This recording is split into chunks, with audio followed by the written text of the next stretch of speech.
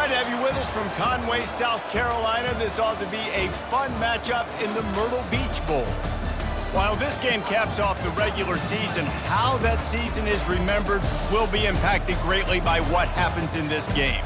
As we'll see a squad from the Sun Belt, the Coastal Carolina Chanticleers, taking on a team from the MAC, the Ball State Cardinals. Glad to have you with us for EA Sports College Football. I'm Reese Davis, David Pollack and Jesse Palmer with me in the booth. Guys, we are ready to tee it up.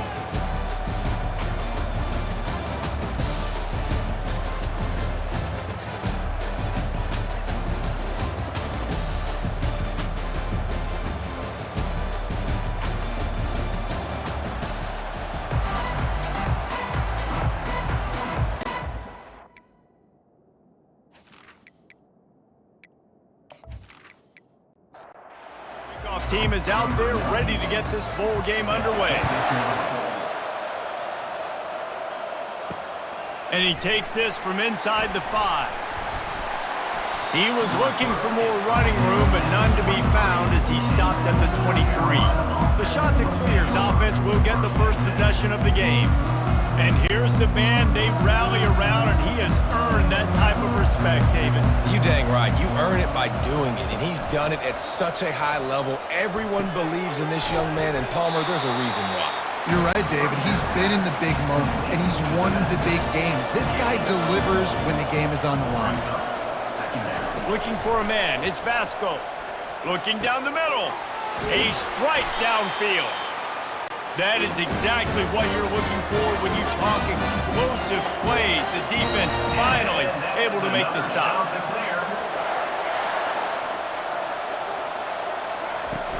Coming out on first down with the play fake. Unloads to the wideout. Got his man. Really nice pickup on that one as they get it to the 36. It'll be first down. Throwing the comeback looks like such a simple throw, but the timing is so important. And as a quarterback, man, this is all about trusting your guy. You know exactly where he's going to sit it down. You anticipate it. You throw it. You know he's going to come back and make that play for you. Pulls and fires complete. And that corner came in hot despite knowing that he was giving up some size. Using his legs, it's Washington. They make the stop after a pickup of 3 balls at the 18.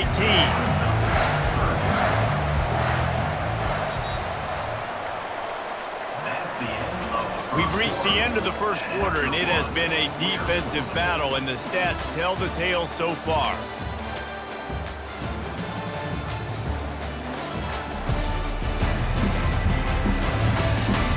Let's see if the offenses can find a little rhythm here in the second.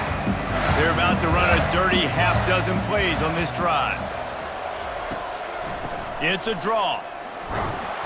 He gets it oh so close to the first down marker, but I think he's going to be a touch short. They'll try to get something out of this drive and kick the field goal here on fourth down. That thing would have hit a string in the middle of the uprights. Perfect. And the first points of the day come on that field goal. I know one thing this head coach does every week is he challenges his guys to start fast. It's so important today, playing on the road in this kind of environment. You saw a nice drive. They didn't get the touchdown they would have loved, but still, kicking that field goal and taking this early lead, that's a statement for the visiting team. So after the last drive ended with a field goal, the kickoff team out there to send it away. Here he comes from inside his own 5. He was looking for some running room, but not much to be found as he stopped at the 18. So Ball State's offense headed onto the field. Our first look at them today. Here are our impact players for this game, and it goes beyond executing an assignment to make an impact in the game. Yeah, obviously we were talking to both coaching staffs this week, and we asked them who needs to step up and play well. They immediately pointed to these guys right here. They are the key for their respective teams. Yeah, and they don't always show up in the box score, but these are the guys that are the leaders. These are the guys getting everybody organized and have to play well for their team to succeed. On the run, and he'll slide to avoid the hit. A nifty pickup there.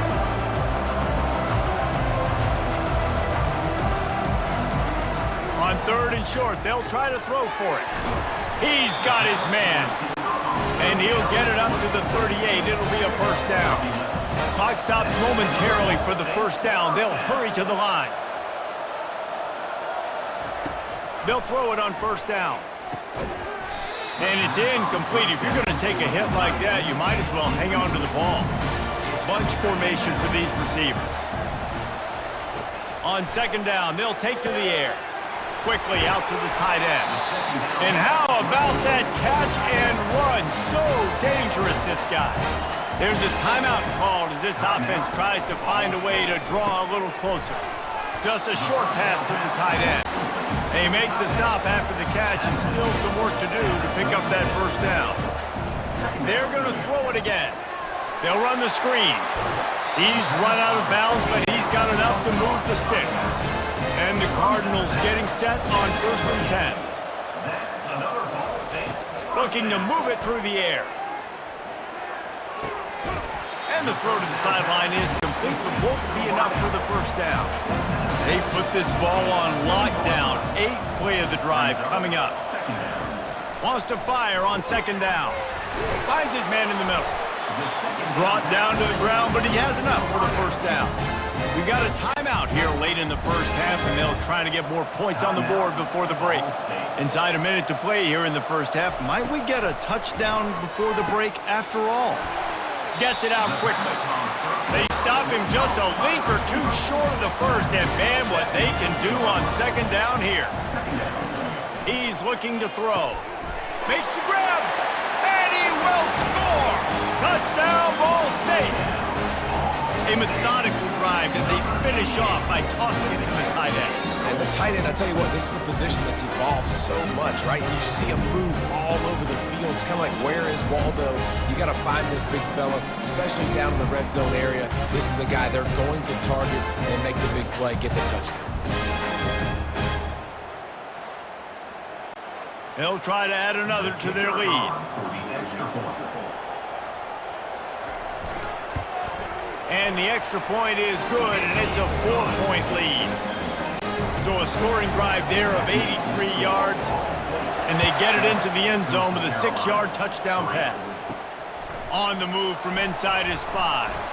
Nice job executing all of the assignments as they put a stop to that return at the 22. It's first down, but the offense is just going to take a knee and go to the locker room.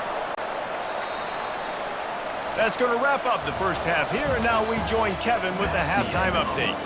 Reese, 2 quarters down in the Myrtle Beach Bowl. A couple of teams looking to bring home some hardware for the trophy case. And I get it. A lot of coaches will say the difference between winning and losing comes down to stopping big plays and getting big plays. But if you ask me, it's more about how good you are on 3rd down and how efficient you are in keeping drives alive. Those 2 stats can help you break the will of even the best defenses and help you come out on top. With that said, let's head back to Reese and the guys for the second half of the Myrtle Beach Bowl. The shot that clears will kick it away first, and we'll start the second half. He thought about bringing that out for a half second, but he'll take a knee and they'll bring it to the 25. Ball State gets it back. The offense headed to the field. And they got it done in the first half, but the job now, follow up, close the deal, and bring home a bowl victory. Finish. You hear teams say it all the time, and that applies to them right now, David, here in the second half. It's a lot of really good things, and that first half needs some more big plays here to get this W. And you've seen it with bowl games. Big swings, man. When the rust comes off after that first half and people get in the rhythm, you've seen big comebacks. So I know they're winning, but keep your foot on the gas. This first possession is crucial. Motion from the offense. He wants to pass it on second down. Got his man on the right. And he's a real nowhere man tackled in this no-gain land. Let's see what they find in the playbook for 3rd and long from the 43. Fires left. And incomplete on the deep ball. The Cardinals will send out the punt unit. Finally sending out a punter in this one. Got to make sure they earn their letter. A high kick trying to pin them deep. And the coverage team able to make the tackle. Coastal Carolina takes over, and here comes the offense. Man, oh man, these offenses just haven't been able to find any room to get things going, David. And to quote the great philosopher, Reese Davis, this is very ungood. Just nothing working for this offense, Palmer. They got to find something. Well, the plays look good against the scout team during the week in practice, but they have just not been able to find a rhythm against this defense today. Final play of the quarter coming. Dropping back, it's Basco. It falls incomplete, and that'll be the final play of the period. That brings us to the close of the quarter, and Ball State has the lead. 3 quarters are in the books. Time becomes a factor both in trying to hold the lead or cut into it as we take a look at the stats. Not only is the scoreboard on their side, but so too is time as we open the fourth. Kicks it high, and it's just hanging there as if it has helium in it and floating down toward the earth. Ball State takes over the football, and the Cardinal offense headed out. They missed an opportunity to extend this lead the last time they had it, Jesse. Yeah, they got to be able to regain that momentum, right? Go back to what was working earlier on in this one, and David, to me, that starts with being the more physical team. No, I definitely agree. Being the more physical team, but understanding the situation of the game. You're still winning. You got the football back. Now put a nice drive together and execute. They line up, and it is a long way to the sticks from here. 3rd and long, and he'll try to throw for it. Here's an interception. Oh, did they need that turnover? Well, what a play by the defense there. Trailing here in the fourth quarter by 1 possession. Able to steal it away now and put their offense in position to at least go tie this game.